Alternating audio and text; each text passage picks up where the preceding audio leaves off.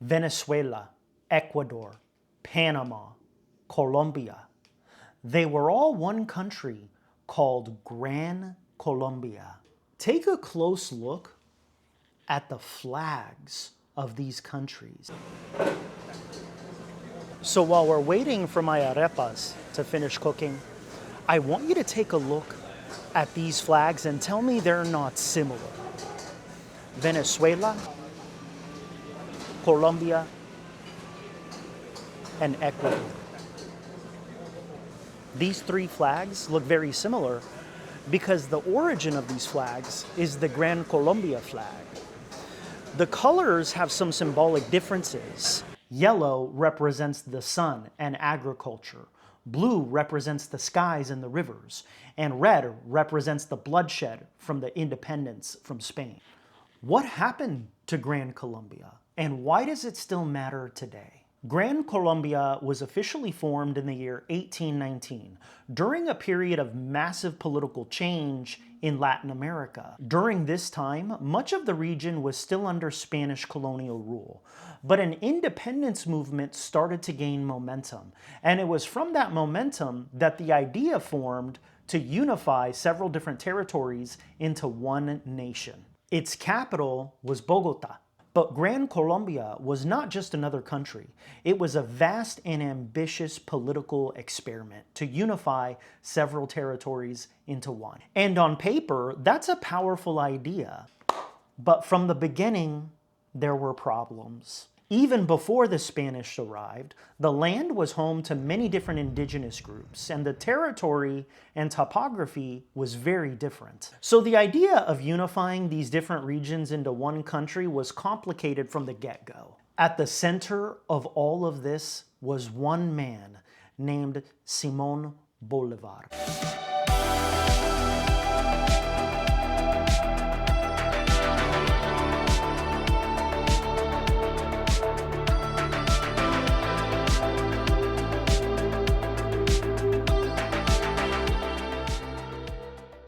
Bolivar wasn't just a political leader. He was the central figure in the liberation of the northern part of South America. He helped lead the fight against Spanish colonial rule and liberated several countries in the process. But what made Bolivar different was his vision. He didn't just want independence, he wanted unity. He believed that if these newly independent regions remained divided, they would be less powerful economically and militarily. But if they unified, these regions would be much more powerful as one. And that idea became Gran Colombia. And Bolivar's influence can be found in many places throughout Latin America. The Venezuelan currency is named after him.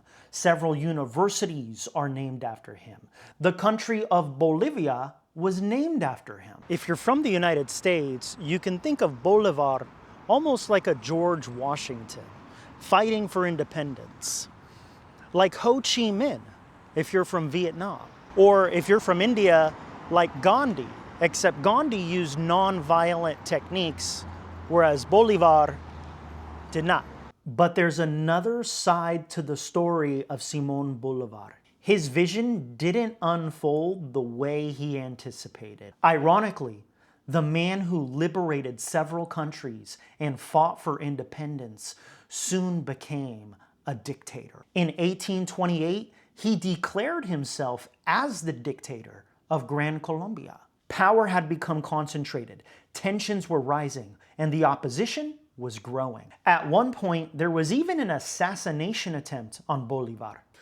To understand what happened to this nation, you have to understand what life was like in Gran Colombia. Gran Colombia was not like modern countries in South America. There was no internet, there were no highways, there was no centralized infrastructure system, so people could move easily between regions. Travel between regions could take weeks. The Andes Mountains, dense jungles, and vast rivers made coordination between these regions very difficult. So even though Gran Colombia existed on a map as one country, in reality, it operated more like distinct regions. And To no surprise, local economies were often disconnected from each other. And politically, regional leaders had their own interest, their own priorities, and their own vision for how their region should run. Some of these regional leaders believed in a centralized government, one centralized government to help run things. Other regional leaders believed strongly in regional independence. And these differences weren't small. They were structural, geographical, and cultural. Over time, these divisions made it very difficult to hold the country together. By 1830, Gran Colombia dissolved. Venezuela and Ecuador split. What remained became a country called New Granada, which is modern-day Colombia. And Simón Bolívar died in the year 1830 at the age of 47. The official cause of death is tuberculosis, but there are many scholars and researchers that speculate and wonder, is there a different cause for his death? In 2010, Venezuelan President Hugo Chavez ordered his body to be dug up to reinvestigate the true cause of his death. And one idea was, could he have been assassinated? And there are both believers and naysayers when it comes to the origin of his death. But what's really fascinating is that Bolivar's legacy is so powerful that leaders today still want to connect with it and interpret it. So if Gran Colombia collapsed nearly 200 years ago, why does it still matter today?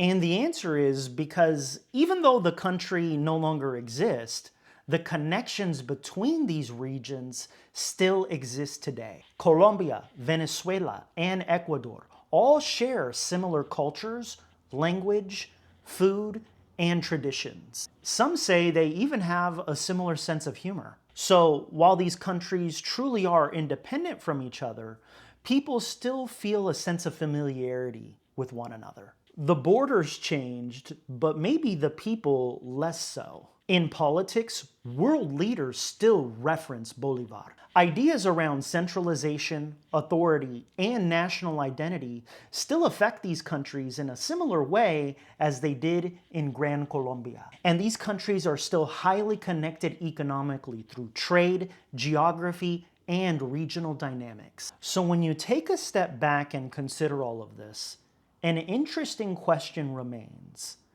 Was Bolivar wrong? Or was he just early?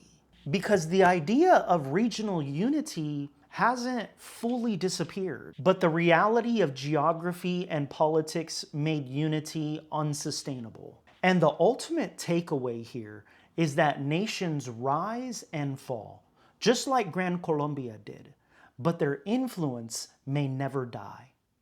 Thank you for watching this video. Watch the next one too, and I'll see you real soon. And which country has the best arepas out of those three? I don't know.